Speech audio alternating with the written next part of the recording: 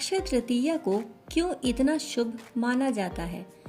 इसको लेकर हिंदू धर्म में कई पौराणिक मान्यताएं चली आ रही हैं। ऐसा कहा जाता है कि इस दिन त्रेता युग का आरंभ हुआ था और इसी दिन से महाभारत लिखने का शुभारंभ हुआ था।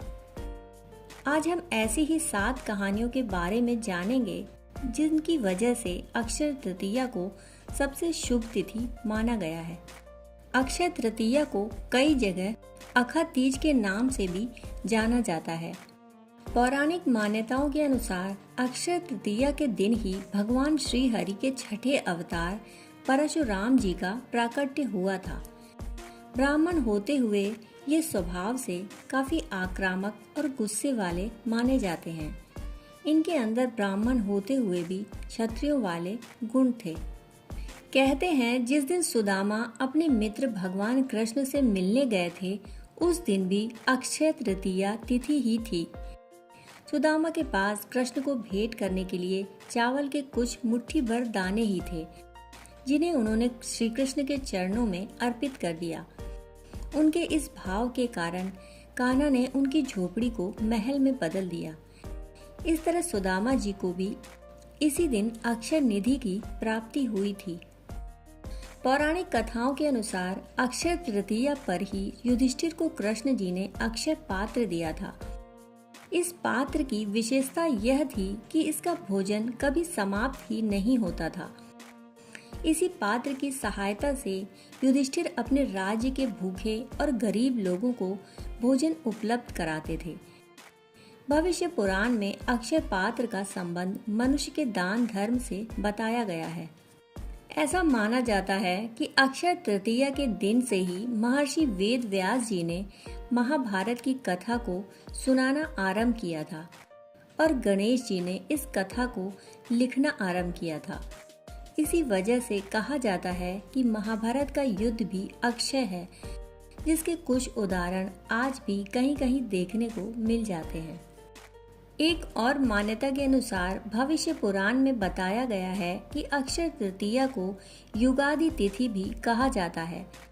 दरअसल इसी दिन से त्रेता युग का आरंभ माना जाता है, इसलिए इस दिन को शुभ कार्यों के लिए सबसे शुभ मुहूर्त के तौर पर देखा जाता है। मान्यता है कि अक्षय तृतीया के दिन हम जो भी कार्य करते हैं उसमें हमें अक्षय फल की प्राप्ति होती है और वह पुण्य कभी समाप्त नहीं होता।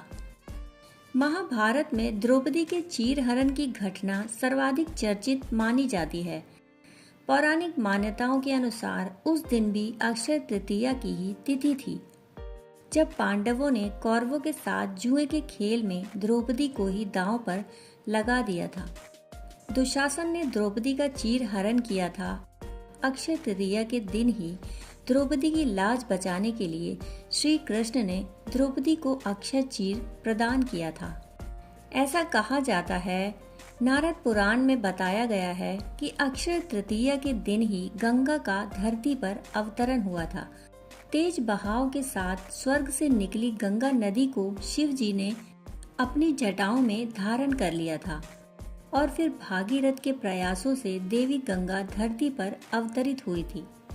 कहते हैं उस दिन भी अक्षय तृतीया ही थी। सनातन धर्म में अक्षय तृतीया का त्योहार बेहद खास माना जाता है। अक्षय तृतीया पर भगवान विष्णु और माता लक्ष्मी की पूजा होती है।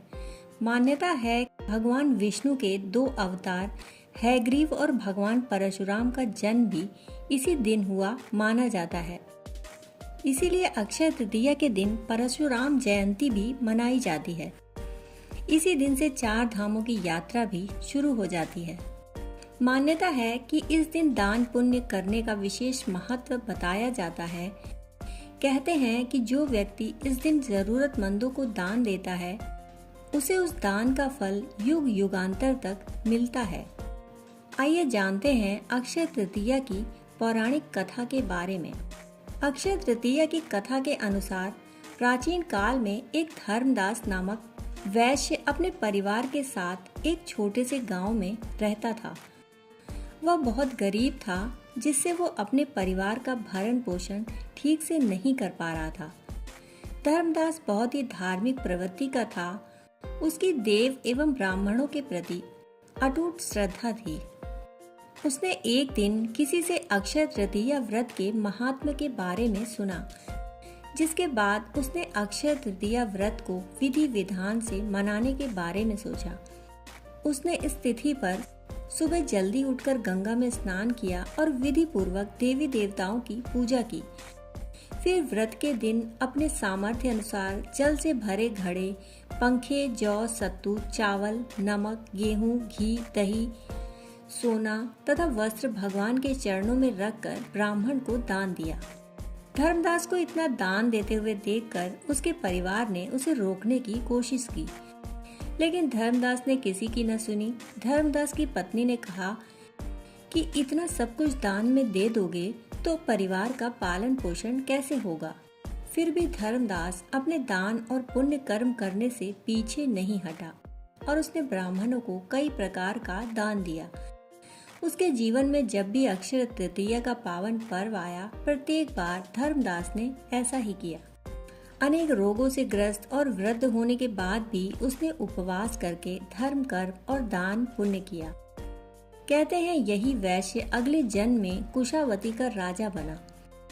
मान्यता है कि अक्षय तृतीया के दिन किए गए दान पुण्य और पूजन के कारण ही उस वैश्य को अगले जन्म में धनी और प्रतापी राजा बनने का अवसर प्राप्त हुआ। वह प्रतापी राजा महान और वैभवशाली होने के बाद भी अपने धर्म मार्ग से कभी नहीं हटा। माना जाता है कि यही राजा आगे के जन्मों में भारत के प्रसिद्ध सम्राट चंद्रगुप्त के रूप में पैदा हुए।